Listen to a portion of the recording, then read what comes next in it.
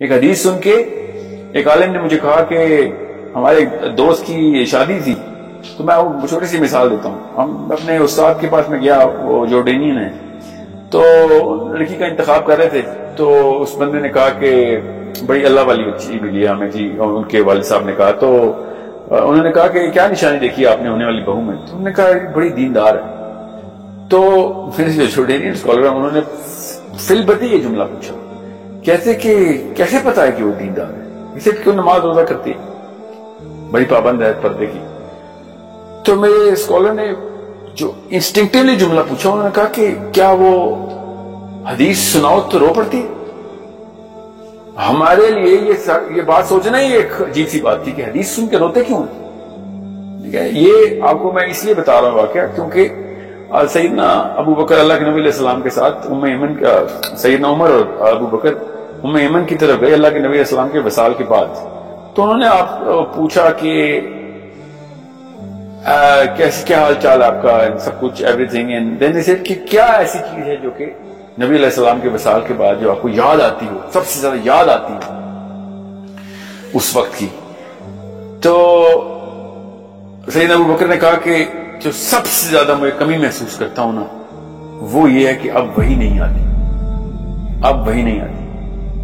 اور تینوں رونا شروع ہو گئے کہ کتنا بڑا نقصان ہو گیا اللہ کے نبی علیہ السلام کے وصال کی وجہ سے امت کا، کہ وہ جو ایک واقعہ اتنا بڑا ہوتا ہے کہ اللہ تعالیٰ بات چیت کر رہے تھے، اللہ تعالیٰ ڈائریکٹ ہم سے بات چیت روز کرتے ہوتے تھے، وہ سلسلہ ختم ہو گیا اللہ کے نبی علیہ السلام کے وصال کی وجہ. کس مسلمان کو رونا آئے گا اس بات؟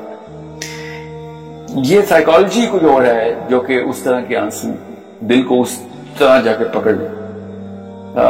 ہمیں اپنے ماں باپ کے مرنے کا کوئی رونا نہیں آتا، تو اللہ تعالیٰ کی بات کی تو ویلیو جو ہے نا، وہ پھر اللہ تعالیٰ کے زبان میں کہ جو عرب والے لوگ ہیں وہی سمجھ سکتے تھے. اللہ کی جو صحیح زبانیں مگر قرآن کی جو زبان وہی سمجھتے تھے. جب قرآن زمین پہ آ رہا تھا تو کیا سائیکالوجی کریٹ ہوئی. But as I said, there's so much that we have done wrong, but it started with us leaving and divorcing the language of the Quran. امام شافعی نے رحم اللہ نے ارشاد فرمایا کہ عربی سیکھنا واجب ہے. اس کا مطلب ہے کہ اس کا سوال ہوگا، واجب کا سوال ہوگا، عربی کیوں نہیں سیکھی آپ؟ ٹھیک ہے. ایک اور میں آپ کو فضائل کی حدیث ہے وہ سناؤں کہ جب اللہ تعالیٰ جنت کا فیصلہ کر چکے ہوں گے، دوزخ کا فیصلہ کر چکے ہوں گے،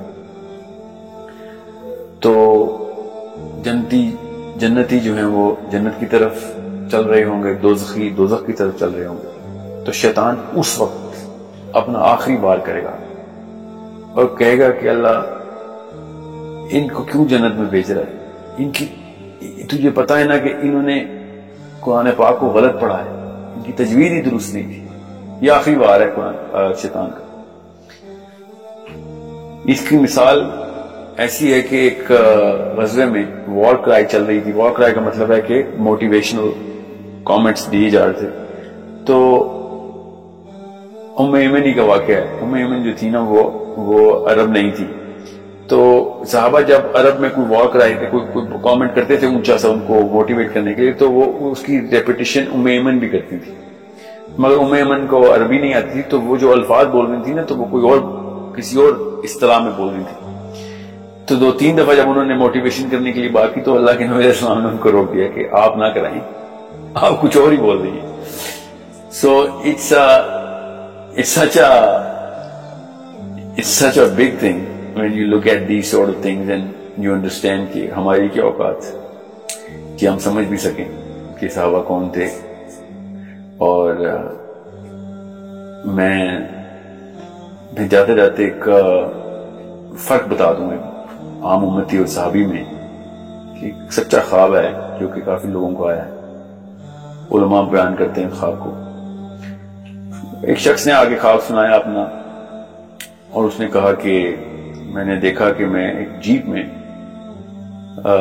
پہاڑ کی اوپر کی طرف جیپ چلاتے ہوئے لے کے جا رہا ہوں جیپ کو، اور میرے ساتھ نبی علیہ السلام تشریف فرمائے، اور پیچھے ابو بکر، عمر، عثمان والی بیٹھے.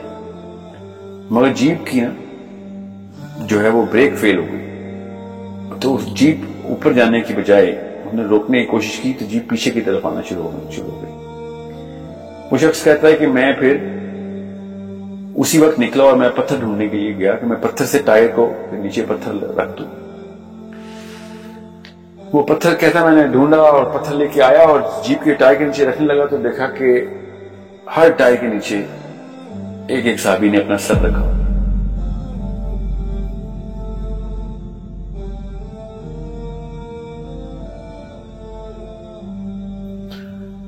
صحابی کسی اور دنیا میں رہتے ہیں, وہ اللہ کے نبی علیہ السلام کو بھی کسی اور طریقے سے دیکھتے ہیں. ہم لوگ کسی اور دنیا میں رہتے ہیں, ہم نبی علیہ السلام کو بھی کسی اور نظر سے دیکھتے ہیں. ہماری نیت میں مسئلہ نہیں ہے, ہماری سائیکالوجی میں مسئلہ ہے. اور یہ سائیکالوجی کا بہت بڑا اثر زبان سے ہوتا ہے. وہ زبان جس میں اللہ تعالیٰ نے کلام کیا وہی نہیں ہم نے سمجھی تو ہمیں کیا سمجھ آنی کہ اللہ تعالیٰ اصل میں کیا کہنا چاہتے. So it's a big problem.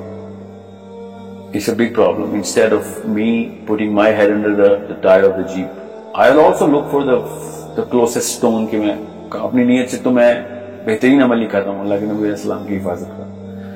مگر صحابہ کس طریقے سے دنیا کو دیکھتے تھے, نبی علیہ السلام کو دیکھتے تھے, انہوں نے اس وقت کیا کہا, یہ خواب کی اتنی بڑی ویلیو ہے نا میرے آگے, because this is the difference between the world view and it's called the universal view. کائنات کو کیسے دیکھتے تھے, اور یہ سچا خواب اس لیے بھی ہے کیونکہ یہ بہت کرسپ طریقے سے بتاتا ہے کہ ہمارے اور اس وقت کے صحابی میں فرق کیا تھا, اس وقت کے اسلام میں کیا فرق تھا اور آج کل کے اسلام میں کیا فرق ہے. سو انڈرسٹینڈ ہاؤ بگ دس بک, اللہ نے جو کتاب ہمیں دے دی ہے اس کو سمجھیے اور اس کا اندازہ لگانے کی کوشش کریں.